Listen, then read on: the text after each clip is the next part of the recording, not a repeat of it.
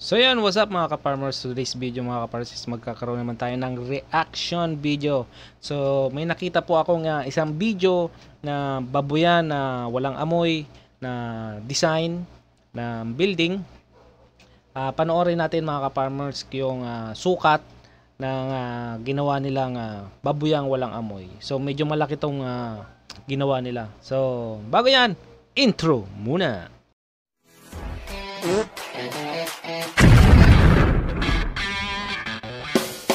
Kunting tsaga-tsaga lang.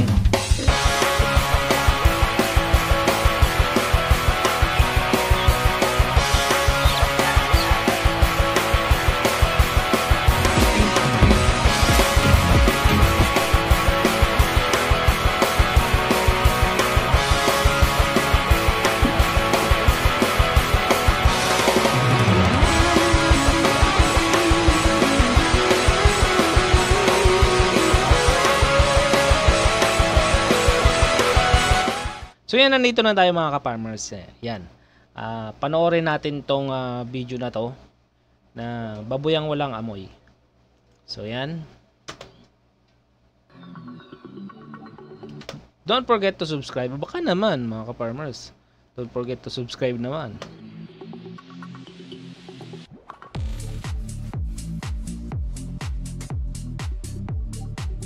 Yan o mga ka-farmers, may sukat siya. 4 meters. Itong sukat na to. So medyo malaki talaga to mga ka-farmers. Tapos tignan nyo yung bubong. Ang bubong niya is ito. Hindi siya yung salubong. Ganito siya. Para makapasok yung hangin. Para tagusan lang. Hindi masyadong mainit. Tapos tignan nyo yung lupa. Dito sa may harap. Yan o. Ganda, di ba? May sukat na to mga ka-farmers na makakuha kayo ng guide dito. So 4 meters ito sa side. Tapos ang ginamit dito is mga bakal. Siguro mga 12 mm yung ginamit na bakal dito.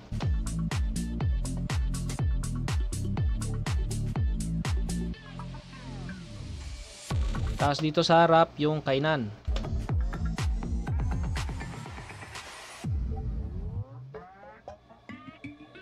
So tatlo ito mga ka-farmers, medyo mahaba to. Hindi pa natin nakikita yung sukat dito, yan po lang yan. Tingnan natin kung anong sukat nito. Basta sa side is 4 meters. Pasok po yan sa standard ng kulungan ng baboy, 4 meters.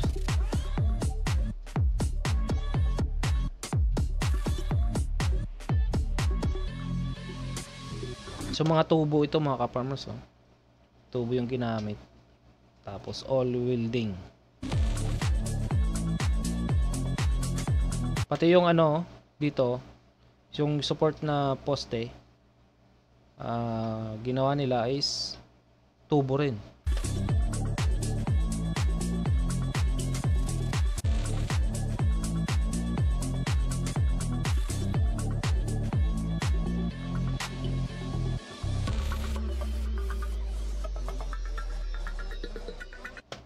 Ayun yung sukat hindi natin nakita. Yan, 15 meters mga ka-farmers. So kung i-divide natin yan sa tatlo is bale sa isang kulungan is merong 4x5 yung sukat mga ka-farmers. So kaya 4 by 15 meters yung sukat ng tatlong kulungan na to.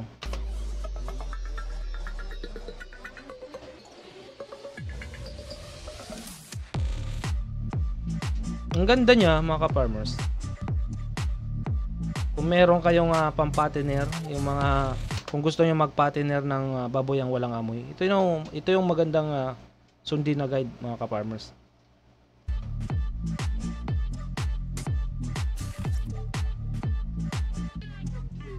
Itong gitnang ito darak to mga ka-farmers kaya kulay brown yung nakalagay dito. Tapos doon sa may gilid is tubig. So ito yung paliguan ng mga baboy. So dyan din po iinom yung mga baboy natin. May lalagyan yan dyan ng mga water nipple. So ito, design lang talaga to.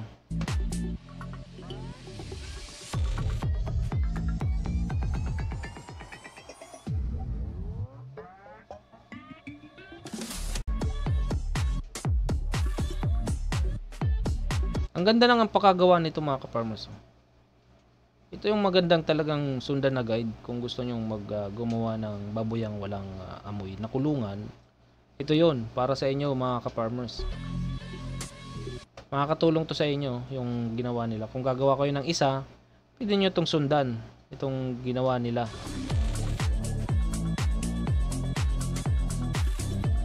Ayan ang kainan nila oh.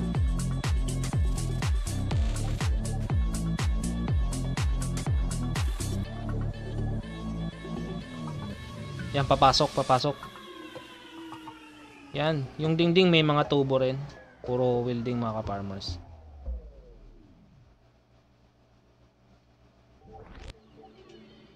Yan, papasok siya. So, ito yung kainan na mga ka-farmers ha. Ito yung sinasabi ko na para maiwasan na hindi higaan yung kainan. Yan yon. Dapat merong ganito. Sa kainan ng ating mga baboy para hindi siya mahigaan at saka hindi siya dumumi. Talagang kainan lang siya. Tapos ilang ulo ang pasok dito? 1, 2, 3, 4, 5, 6, 7, 8, 9. O 9. 9 na baboy ang pasok dito sa kulungan na to.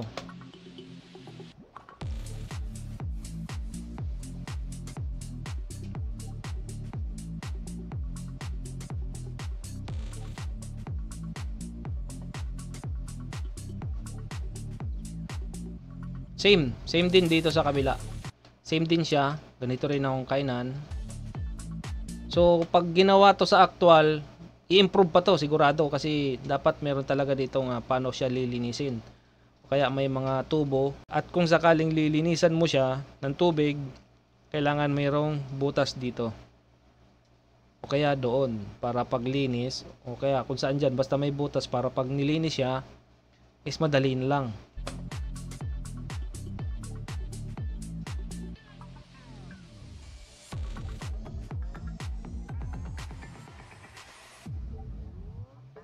Halos same din dun sa kabila.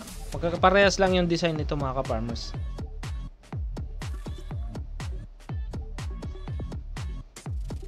Ang ganda nito ah.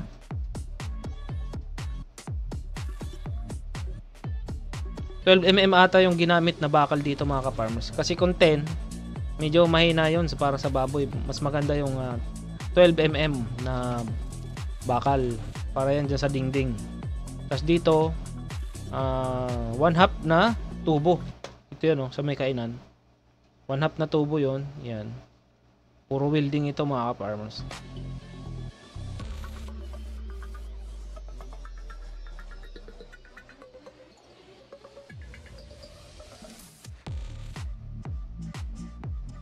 Yung sa bubong pa lang mga ka-farmers, tignan nyo, tagusan.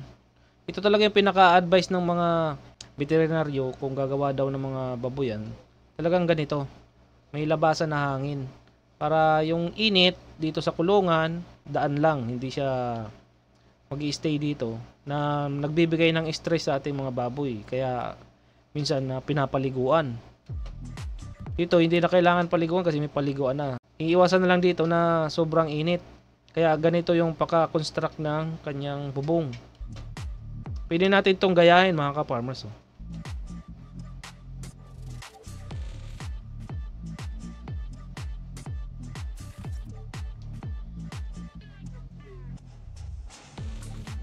Ang ganda.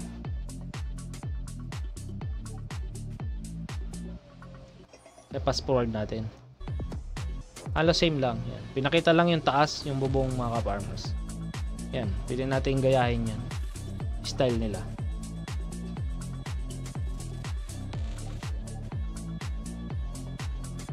Yan. Binidyo na sa labasan. Ang ganda. Ganda na pakagawa nito. Kung sino man yung designer nito, ang lupit mo. Yan, thank you sa pag-share ng video na to. Talagang guide talaga siya kung gagawin natin to mga ka-farmers. Yan, tapos na. Watch more videos and visit and subscribe. So yun mga ka-farmers, hanggang doon na lang. Natapos ng ating reaction video. So, napakaganda ng kulungan niya mga ka-farmers. Ang ganda ng design. Yan. Kung gusto nyo magkaroon ng idea na magsisimula pa lang kayo, ito yun na yun. Pero yung mga nakaraan na vlog natin, pwede rin yun mga ka-farmers. Halos same lang naman ang construction ng baboyang walang amoy. Kainan sa gilid, sa gitna is darak, tapos sa may gilid naman is paliguan. Ganun lang ang construction ng mga baboyang walang amoy. Pero ito, kung magsisimula ka talaga ng maramihan agad, siguro mga 15 na baboy, pataas ang alagaan mo, ito yung gayahin mong style. Pero kung magsisimula ka pa lang, isang kulungan na mag-aalaga ka ng 6 or 5, ito ang babagay sa'yo kung ang kulungan mo is baboyang walang amoy. So, hanggang dito na lang mga ka-farmers. Sana may natutunan kayo sa ating video. So, sa lahat ng mga nandyan na nanonood, thank you sa pag-support po. At kung may comment man po kayo o suggestion, paki-comment na lang po sa ating video. So, hanggang dito na lang guys. This is Nairicos TV. Bye-bye. See you sa my next video. Hi, Nairicos TV. Ako nga pala sumigit lang. Like, comment, share, and subscribe kay Nairicos TV. Yay! Nairicos TV. Shoutout sa'yo. Like, comment, and subscribe. Power!